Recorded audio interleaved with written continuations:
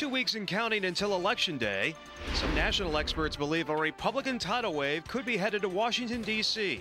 A possible GOP wave has some Ohio congressional Democrats working hard to hold on.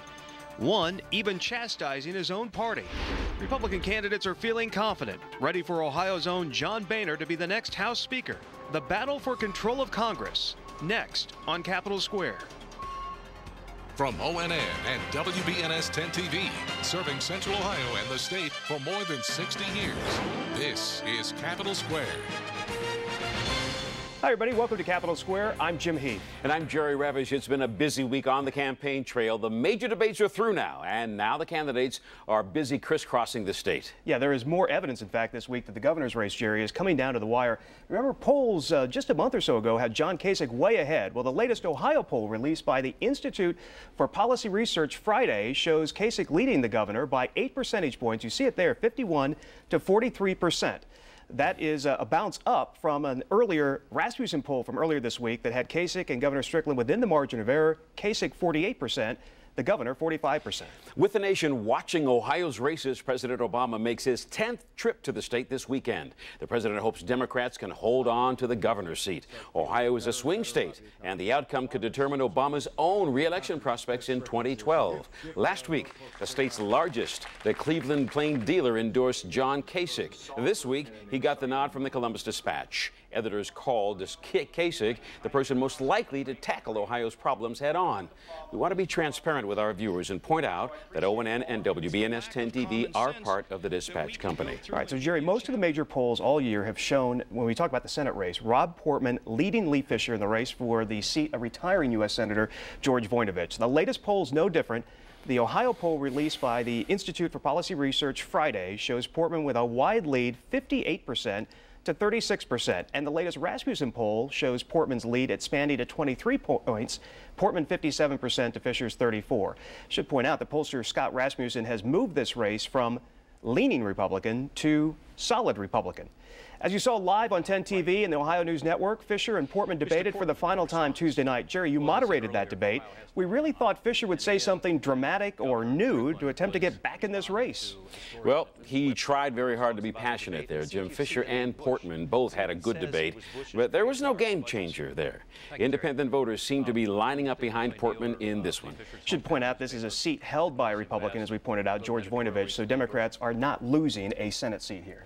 Well, moving to the other side of Capitol Hill to the House of Representatives now, all of Ohio's 18 congressional seats are once again up for grabs during this midterm election. Coming up, we hear from the leading candidates in some of these hotly contested races. Then we'll turn to our in-studio experts for analysis. Joining us this week, James Nash from the Columbus Dispatch and Karen Kasler, Bureau Chief of Ohio Public Radio and Television. Now, one of the closely watched races is the 15th Congressional District in Central Ohio. Voters will find a very familiar matchup by the major party candidates on the ballot. Yeah, Democratic Congresswoman Mary Jo Kilroy is running for a second term against Republican challenger Steve Stivers. The two went head-to-head, we all remember, just 2 years ago. Two third-party candidates are also on the ballot. They are Constitution Party candidate David Ryan and Libertarian Party candidate William Kammerer. Now, polls show a tight race between Kilroy and Stivers. Jobs and the economy have dominated this campaign, so we asked the candidates what they think should be done to bring jobs to Ohio. I know that people in Ohio are hurting. I hear it every day. People have lost jobs, whose kids can't get jobs.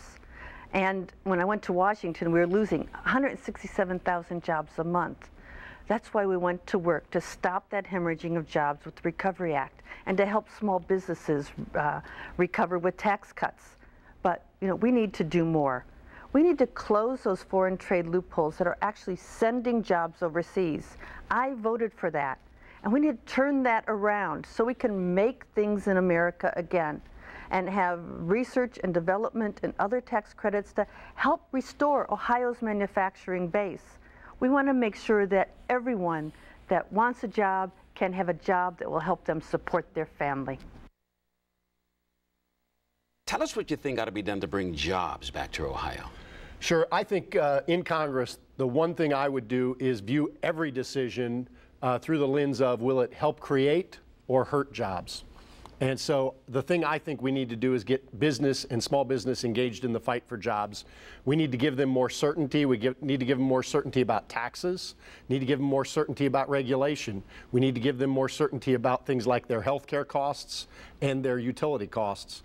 This cap and trade bill that Congress passed would kill 100,000 Ohio jobs. And the health care bill just today, McDonald's Corporation announced that they may have to actually stop giving their employees health care. And it includes onerous provisions like the 1099 provision that forces businesses to do paperwork that they can't do and can't afford to do it for small business. So we need to focus on jobs and view every decision through the lens of does it help or hurt jobs.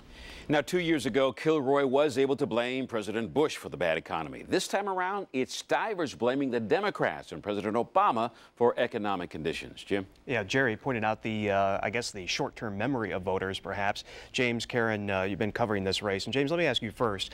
I mean, is there a sense from the Kilroy campaign that this is just going to be a Republican year? Seemingly, she's been in the top 5 most endangered Democrats for the better part of the past year. Has that moved at all? Is there optimism in her campaign? Well, she's thinking that the 2 minor party candidates who were referenced earlier might actually play a role in this year's campaign. There was a poll showing that Stivers was ahead by about 8 points, but on the other hand, 2 minor party candidates in the last election combined for about 9 percentage points. Both of the minor party candidates on the ballot this year are basically conservative, so they're expected to take votes away from Stivers. So best case scenario for Kilroy, we'll see the same kind of turnout and margins that we saw last time, but the minor party people will eat into Stivers' margin. One of the things I think hurts her this time is there was a big wave for Obama on college campuses. And there are recent polls, a recent AP poll with MTV showing that that's not the case anymore. 27% of college students actually disapprove of him.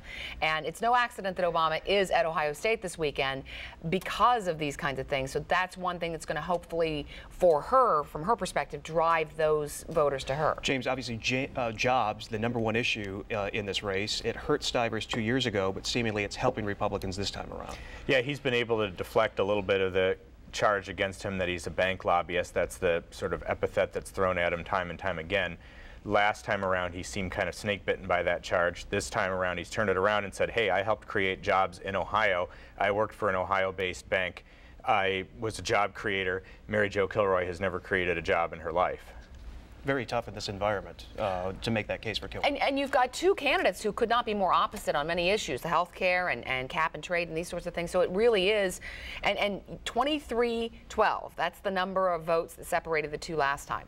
So it'll be interesting to watch and see where those 23-12 fall this time around. Right, all right. Jerry? Well, the 2 candidates for Ohio's 15th district faced off earlier this month during a debate before the Columbus Rotary. Now, Stivers hammered home government spending and regulations. Kilroy touted her record of standing up to Wall Street and special interests. The 2 had some feisty exchanges. Congresswoman Kilroy has voted 98.4% with Nancy Pelosi, the leader of her party, and National Journal rated her one of the most liberal members in a swing district across the country. For me, I don't know which Steve Stivers is actually showing up, because I think we have 2 Steve Stiverses, because depending on the audience, he says different things. They passed the stimulus bill that paid for jobs to go overseas. They've ignored the jobs issue, ignored the competitiveness issue, and frankly, American businesses are much less competitive today than they were 2 years ago. Ohio's economy has been really hurt by the reckless policies of Wall Street. Deregulation, for example, that my opponent lobbied for. Now, these candidates have been running against each other for several years now. So after seeing an exchange like this, you get the sense that it's not just political, that it's getting personal. Yeah, it's one of the things we've noted in this campaign, James, is the fact that really Stivers kind of laid back 2 years ago, this time more on the offensive, and perhaps it's because of the economic environment and the fact we have a Democrat in the White House and Democrats controlling Washington. And one of the more kind of bizarre things that his campaign was saying earlier was that Mary Jo Kilroy was actually the candidate raising money from Wall Street. She was part of the financial regulation bill that was passed, and she served on this joint conference committee between the Senate and the House. His campaign, I don't know if they got a lot of mileage out of this, but they kept talking about how she was holding Wall Street fundraisers when, ironically, he was the guy who actually worked for a banking company. What do you think, Karen? I mean, it is kind of, it just doesn't seem to be a very good environment for vulnerable Democrats, of which Kilroy, as we mentioned, has been at the top of that list. Right, and this whole financial regulation issue, that's another area where the two of them could not be more different. And, you know, the recent polls have Stivers up by 9 points, which is more than the margin of error. Kilroy says it's not a credible poll, but it certainly makes it a very tough race for her, especially since it was a tough race for her 2 years ago when Obama was winning in her district. And very stark contrast between the two candidates. Mary Jo Kilroy has a very large liberal badge on her chest. I mean, she's always been that persona. And I think Stivers, on the other hand, is a very conservative man and fiscally conservative as well. I think she has also said line and verse the Obama line as far as, you know, the way the economy ought to go and how it ought to be fixed. She supported just about everything he's put up there. Yeah, I spoke to her a couple weeks ago, and she said that she felt no enthusiasm gap, that she felt organized labor would be very pivotal in her campaign, would get out the vote. But there is a reality here that if that Republican tidal wave is coming, it's probably going to start in the 15th District of Ohio. Do you get that certainly sense? The national parties have targeted this district as being a very important one, and I mean, I'm certain you've seen that. Yeah, I mean, Kilroy is not running away from Obama or even really Nancy Pelosi. You see a lot of vulnerable Democrats who are. She's embracing her party. She's embracing everything that they've done in Congress, everything that the White House has done. So this could be a referendum on basically what's happened in Washington in the last 2 years. Yeah. All right, coming up on Capitol Square, another close U.S. House race features a rematch in the southwestern part of our state, Cincinnati, and a well-known Democratic challenger tries to unseat the incumbent Republican serving Central Ohio's 12th Congressional District. And be sure to check out all of our exclusive on-the-record interviews with the statewide and congressional candidates on our websites, 10tv.com and onntv.com.